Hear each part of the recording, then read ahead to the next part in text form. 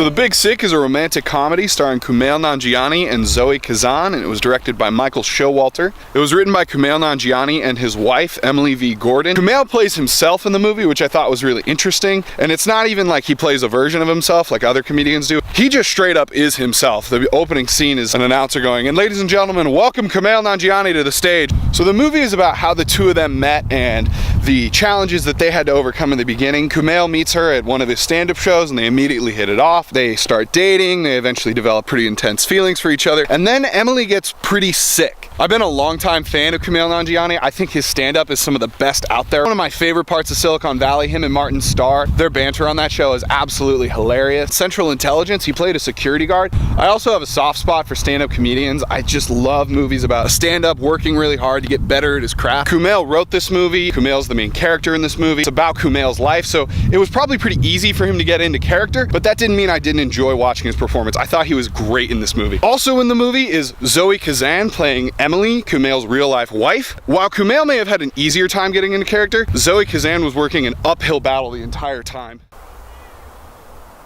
Is that a bee?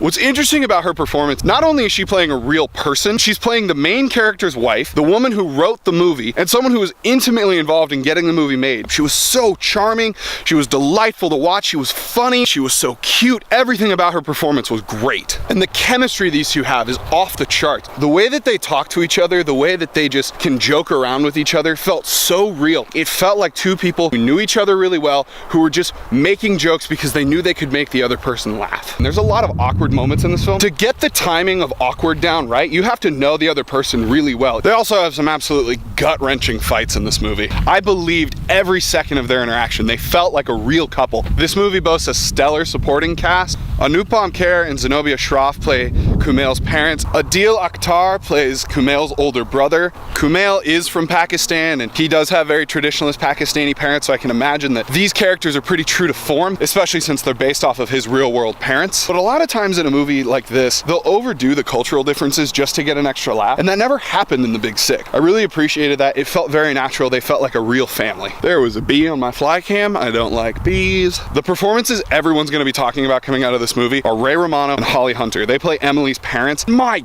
gosh, they are fantastic. See, they play characters who are in crisis the entire time, and it's hard to convincingly do crisis in a real way. Ray Romano plays the dad who he wants to learn everything he can about the disease. He's always scribbling notes in his notepad down. He's asking doctors to spell everything for him. And Holly Hunter, holy crap, she is gunning for an Oscar. She's calling people out on their shit because her daughter's life is at stake, and that's all that matters. If they were in any other movie, they would have come across as hammy or out of place, but because it's a movie about crisis, you believe that that's how these characters would act. I also want to talk about what I think is the movie's biggest strength, and that's its tone. This tone blends comedy and drama, emotion and humor. That's real life. It's not always all funny and all sad. It's not always all sad and never funny. There's a mixture of both. Movies like The Hangover where you're just laughing and laughing and laughing, but there's not a ton of real emotion to it. And then you'll have movies like, what's a really sad movie? What's a really sad movie?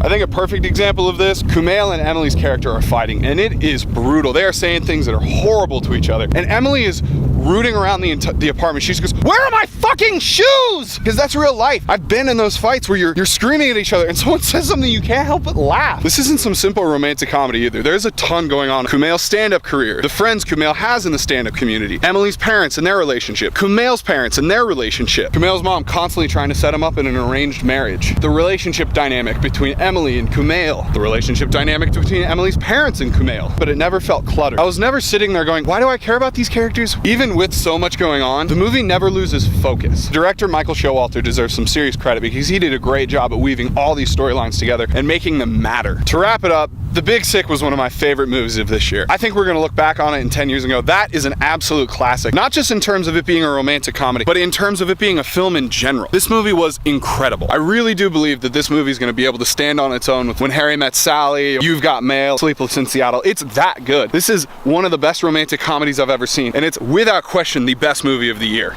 All that has earned The Big Sick a 5 out of 5 from me. This movie is an absolute masterpiece. I cannot wait to see what we get next from Kumail Nanjiani, Zoe Kazan, and the director Michael Showalter. Thanks for watching my review of The Big Sick. If you like what you've seen, feel free to drop me a thumbs up down below.